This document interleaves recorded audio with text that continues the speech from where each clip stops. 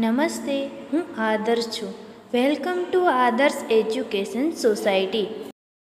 आज हम पढ़ेंगे स्टैंडर्ड 5 सब्जेक्ट है हमारा Hindi, chapter 8 Bharat Milap. Hello student, how are you? अच्छे हो ना आप सब? Very good. आज हम पढ़ने वाले हैं स्टैंडर्ड 5 सब्जेक्ट है हमारा हिंदी, चैप्टर नंबर 8 भरत मिलाप। भरत मिलाप में हमने आगे क्या क्या पढ़ा था?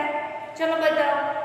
यस, मैंने बोला था अपनी किताब खुली रखना, ओके। और हमने तभी पेज नंबर 44 अभी हम पढ़ने जा रहे हैं, पेज नंबर 45। मैं यहाँ पर लिख देती हूँ आपको, पेज नंबर 45। इसको आपको फॉलो करना है। मैं आपको एक बार दिखा भी देती हूँ, यह है पेज नंबर 45। इस चित्र का वर्णन हमने लास्ट में किया था, ओके। कौन कौन है? यह भरत और राम है, यह लक्ष्मण है, यह सीता है। वहां से आगे हम पढ़ेंगे, थोड़ा सा रिवीजन चलो कर लेते हैं। पहले मैंने रामायण के बारे में बताया, चैप्टर नंबर 8 का जो पहला पार्ट था। रामायण के बारे में थोड़ा बहुत बताया। राजा दशरथ थे, उसके 4 पुत्र थे, 3 पत्नियां थी, और वन में कौन कौन गया। अब हमारा पाठ शुरू हो जाता है, वो हमने किया। राम, लक्ष्मण और सीता वन में गए थे, तीनों बैठे हैं, सामने से कोई आ रहा है, यहाँ तक हमने पढ़ा था। उसके आगे भी पढ़ा था ना? यस, वहां से आगे हमने पढ़ा था कि लक्ष्मण क्रोधित बहुत है, मैंने भी आपको कहा था, और हमारे पुस्तक में भी है। लेकिन कोई बात नहीं, सबका स्वभाव तो एक जैसा नहीं होता ना। राम उसको संभालते हैं, यानी समझाते हैं। भरत आता है, पहले तो लक्ष्मण ऐसा बताता है कि भरत हमसे झगड़ नहीं आता है, लेकिन जब भरत आ जाता है तो हमें पता चलता है वो झगड़ा करने के लिए नहीं आया है, ओके। चित्र वर्णन हो गया है। अब हम 45 पेज के ऊपर आगे बढ़ेंगे। राम सेज, यानी कि राम कहते हैं, अपनी किताब ओपन है ना? Very good. भाई भरत, बाद में जो चिन्ह है उसे अल्पविराम कहते हैं। मैं तुम्हारा प्रेम देखकर प्रसन्न हूँ। राम को ऐसा लगा भरत मुझे बहुत प्रेम करता है, उससे मैं प्रसन्न हूँ। देखिए, प्रसन्न यानी खुश। मैंने यहाँ पर लिखा नहीं है, यस, आपको पता था लिखा है। शब्दार्थ में मैंने लिखा है पहला वर्ड प्रसन्न यानी खुश। भाई भरत, मैं तुम्हारा प्रेम देखकर बहुत खुश हूँ, किंतु माता पिता की आज्ञा का पालन करने हेतु वन में आया हूँ। लेकिन माता पिता ने जो आज्ञा की है, आज्ञा यानी, चलो हम वर्ड्स लिखते हैं। आज्ञा यानी आदेश, हुक्म। यहाँ पर मैंने लिखा है आज्ञा यानी आदेश, हुक्म। हमें कोई हुक्म करता है, जैसे कि हम क्लास में बातें करते हैं तो मैम क्या बोलती है? चलो क्लास के बाहर निकलो या तो खड़े हो जाओ, उसे आज्ञा हुक्म कहते हैं। ये तो छोटा सा एग्जाम्पल था। अभी आप घर पर हो, घर का एग्जाम्पल दो तो सुनो। चलो, आप क्या करते हैं? पूरा टाइम टीवी देखते रहते, तो मम्मी चलो टीवी ऑफ करो, उसकी आज्ञा है और आप उसका पालन करते हो ना, टीवी बंद कर देते हो। Very good. वनवास पूरा करके ही लौटूंगा, यह वाक्य कौन बोलता है? चलो बताओ। वनवास पूरा करके ही लौटूंगा। आपको पता चल गया, राम वनवास पूरा करके ही लौटूंगा। लौटूंगा यानी वापस आऊंगा। यह हमारा वर्ड है लौटूंगा, वापस आऊंगा। यह वाक्य कैसे होता है? वनवास पूरा करके ही वापस आऊंगा। राम कहते हैं, तुमने मुझे प्रेम से बुलाया, घर वापस आ जाओ। नगरजनों की भी यह इच्छा है, लेकिन मैं तो तभी वापस आऊंगा जो मेरे माता पिता ने आज्ञा की है कि वनवास 12 साल का वनवास करो। मैं अपनी माता पिता की आज्ञा का पालन करके ही वापस आऊंगा। एक नागरिक, नागरिक किसे कहते हैं? जो नगर में रहता है। एक नागरिक, नहीं प्रभु, प्रभु है वह वर्ड राम के लिए है। नहीं प्रभु, आपको हमारे साथ चलना ही होगा। वह जिद करता है, जैसे हम करते हैं ना, मम्मी मुझे खिलौना चाहिए ही चाहिए, वैसे एक नागरिक जिद करता है, नहीं आपको हमारे साथ चलना ही होगा। आपके बिना प्रजा दुखी है, क्योंकि आप चले गए। राम सबके फेवरेट थे, इसलिए प्रजा दुखी है, आप वापस आ जाओ। नागरिक ऐसा कहना चाहता है। प्रजा को सुखी करना राजा का कर्तव्य है। यह एक नागरिक ही बोल रहा है, प्रजा को सुखी करना राजा का कर्तव्य है। कर्तव्य यानी फर्ज, कर्तव्य यानी फर्ज। जैसे हमारा कर्तव्य भी क्या है, टीचर जी का कर्तव्य है हमें पढ़ाना, टीचर जी का फर्ज है हमें पढ़ाना, और हमारा फर्ज उससे सीखना है। कुछ नहीं समझ में आता है तो उससे क्वेश्चन करो। अब तो बोलेंगे लेकिन अभी नहीं कर सकते हैं, तो जूम मीटिंग में आओ ना और क्वेश्चन करो। ओके, किसको सुखी करना राजा का कर्तव्य है? प्रजा को सुखी करना राजा का कर्तव्य है। अब हम जा रहे हैं page number 46 and page number 46। Ram बोल रहे हैं, क्योंकि एक नागरिक ने उससे पूछा है तो उसका आंसर तो देना होगा ना।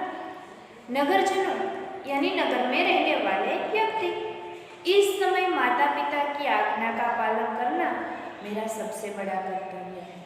देखिए यहाँ पर दोनों वर्ड आ रहे हैं, आज्ञा, माता पिता की आज्ञा, आदेश हुक्म है, उसका कर्तव्य है, उसकी फर्ज है। यानी कि अभी मैं आपकी बात नहीं सुन सकता हूँ, नगरजनों को कह रहे हैं, क्योंकि सबसे पहले जो मेरे मम्मी पापा ने मुझे कहा है वही मेरी आज्ञा है, मैं उसका फर्ज अदा कर रहा हूँ। भरत मेरा भाई है, भरत मेरा भाई है, यह वाक्य कौन बोलता है? राम। जब तक मैं वनवास पूरा करके न लौटना यानी वापस आना, मैंने आपको बोला था लौटूंगा यानी वापस, तब तक भरत आप सबका सुख दुख का ध्यान रखेगा। यानी आपको नगर में रहने में कोई दिक्कत आ रही है तो वह भरत को आपकी बोलना, वह आपकी सॉल्यूशन कर देगा। आप उसे राजा माने। राम बोल रहे हैं नगरजनों को, आप भरत को राजा मानना, यह मेरा आदेश है। आदेश यानी हुक्म है। जैसे ही राम अपनी माता पिता के आज्ञा पालन करने के लिए वनवास आए हैं, वैसे ही राम नगरजनों को आदेश दे रहे हैं। क्या? यह मेरा आदेश है कि आप राजा किसे मानना? भरत को, और उसे जो प्रॉब्लम है वो कहेगा। ओके, जैसे ही हम इस स्टोरी में से, इस पैराग्राफ में से हमें क्या सीखने को मिलता है? हमें यह सीखने को मिलता है जैसे राम अपने माता पिता की आज्ञा का पालन करने के लिए 12 साल का वनवास काट रहे हैं, वैसे ही हमें भी अपनी माता पिता की हर एक बात मानना चाहिए। मानोगे ना? हमें इस पैराग्राफ में से यह सीखने को मिलता है। आगे भरत कुछ सोचकर, अच्छा प्रभु, जैसी आपकी आज्ञा। आप जैसे राम ने माता पिता की आज्ञा पाली है, वैसे भरत अपने बड़े भाई राम की आज्ञा का पालन करेगा। पर मेरी एक विनती है, विनती यानी प्रार्थना, उसे स्वीकार करें। राम, बोलो क्या चाहते हो? बोलो क्या चाहते हो? भरत, आप अपने पाँव की खड़ाऊ दे दे। आप अपनी किताब में देख रहे हैं ना, दे दे, दोनों के ऊपर देखिए, पहला दे और दूसरा दे। पहला दे वैसे ही है, दूसरा दे दे, दे के ऊपर बिंदी है। खड़ाऊ किसे कहते हैं? मैंने पार्ट 2 में सिखाया था, फिर भी बता रही हूँ। लकड़ी की बनी पादुका, पादुका यानी चप्पल।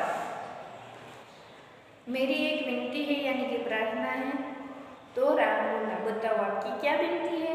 आप अपने पाँव की खड़ाऊ मुझे दे दे। राम, खड़ाऊ? खड़ाऊ का क्या करोगे?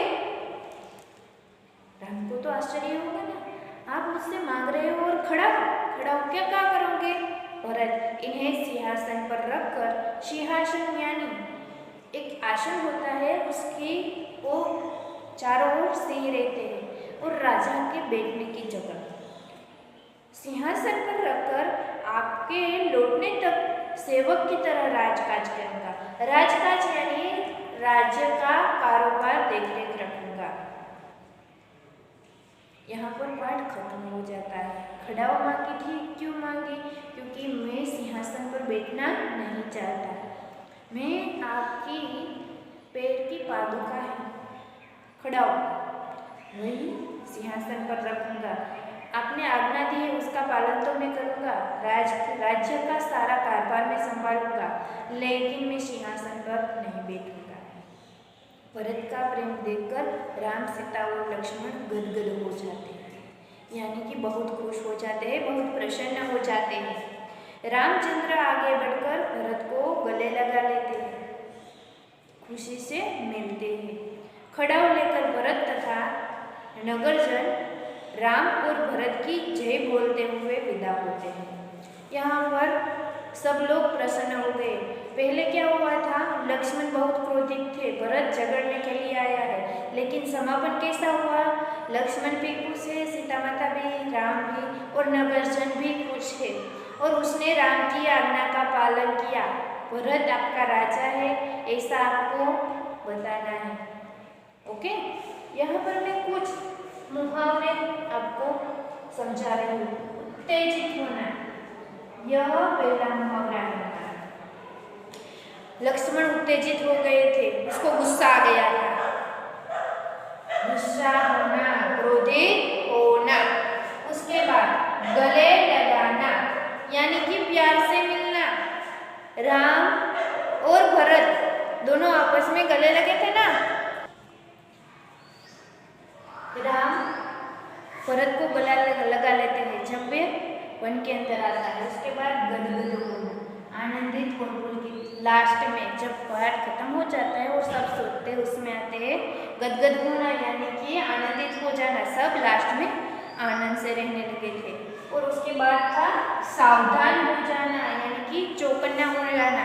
पाठ के शुरू में भरत को आते देखकर लक्ष्मण ने बोला था कि कहीं वो लड़ने तो नहीं आ रहा है ना, हम सावधान हो जाए, यानी कि चौकन्ने हो जाए।